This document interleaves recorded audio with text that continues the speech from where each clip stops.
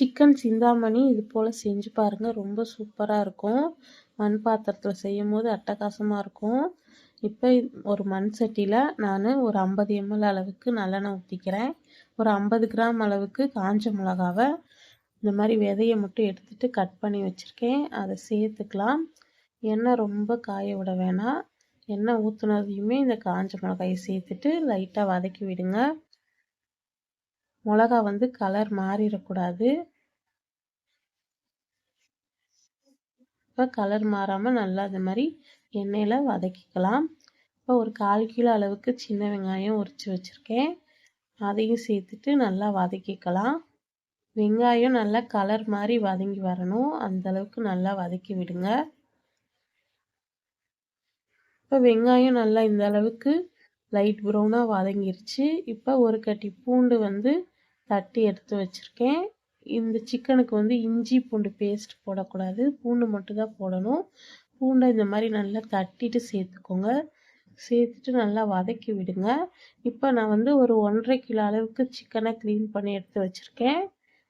இது broiler chicken தான், நீங்கள் வேணால் நாட்டுக்கோழியில் கூட இதை ட்ரை பண்ணலாம், ரொம்ப சூப்பராக இருக்கும். இப்போ 1.5 கிலோ அளவுக்கு சிக்கன் சேர்த்துட்டு இதுக்கு தேவையான அளவு உப்பு சேர்த்துக்கலாம். சேர்த்துட்டு கறியை வந்து ஒரு 2 நிமிஷத்துக்கு நல்லா வதக்கி விடுங்க. இதில் வந்து நம்ம முழுக்க முழுக்க காஞ்ச மிளகால தான் செய்கிறோம். ரொம்ப சிம்பிளான ரெசிபி, யார் வேணால் ட்ரை பண்ணலாம், ரொம்ப சூப்பராக இருக்கும். நீங்கள் ஒரு ரசம் சாதம், சாம்பார் சாதத்துக்கு கூட இதை வச்சு சாப்பிட்டா அட்டகாசமாக இருக்கும். இப்போ கறியை 2 நிமிஷம் நல்லா வதக்கிட்டு இதில் கொஞ்சமாக மஞ்சள் தூள், நான் கலருக்காக ஒரு டீஸ்பூன் அளவுக்கு காஷ்மீரி மிளகாத்தூள் சேர்த்துருக்கேன். நார்மல் மிளகாத்தூள்னா ஒரு 1/2 டீஸ்பூன் சேர்த்துக்கோங்க.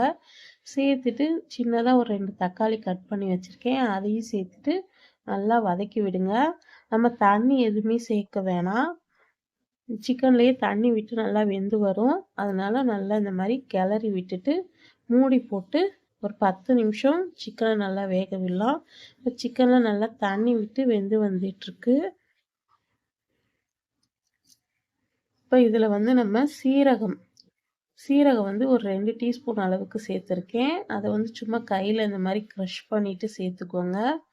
சீரக பொடியெல்லாம் வேணாம், முழு சீரகமே நல்லா இந்த மாதிரி கையில் க்ரஷ் பண்ணி சேர்த்துட்டு மூடி போட்டு இன்னும் ஒரு 5 நிமிஷம் விடுங்க. 5 நிமிஷத்தில் தண்ணியெல்லாம் கொஞ்சம் நல்லா ட்ரை ஆகி வந்துடும். இப்போ இந்த டைமில் வந்து நம்ம கருவேப்பிலை, தேங்காய் சேர்த்துக்க போகிறோம். இப்போ தேங்காய் ஒரு 1/2 மூடி தேங்காவை நல்லா பொடியாக, கொஞ்சம் இளம் தேங்காவாக இருந்தால் நல்லாயிருக்கும். அந்த தேங்காவை ஒரு 1/2 மூடி அளவுக்கு நல்லா பொடியாக கட் பண்ணி சேர்த்துட்டு நல்லா வதக்கி விடுங்க. இது கொஞ்சம் நல்லா கெட்டியாக வரணும். இப்போ இதில் ஒரு 2 கொத்து கருவேப்பிலையை இந்த மாதிரி பிச்சு சேர்த்துக்கோங்க. சேர்த்துட்டு நல்லா கலந்து விட்டுட்டு தண்ணியெல்லாம் கொஞ்சம் நல்லா ட்ரை ஆகி கெட்டியாக வந்துருச்சு. கண்டிப்பாக ட்ரை பண்ணுங்கள், ரொம்ப சூப்பராக இருக்கும். இந்த சிக்கன் சிந்தாமணி பிடிச்சிருந்தா லைக் பண்ணி உங்கள் ஃப்ரெண்ட்ஸ் அண்ட் ஃபேமிலிக்கு ஷேர் பண்ணுங்கள். மறக்காமல் ஃபாலோ பண்ணிக்கோங்க, சப்ஸ்கிரைப் பண்ணுங்கள். தேங்க்யூ.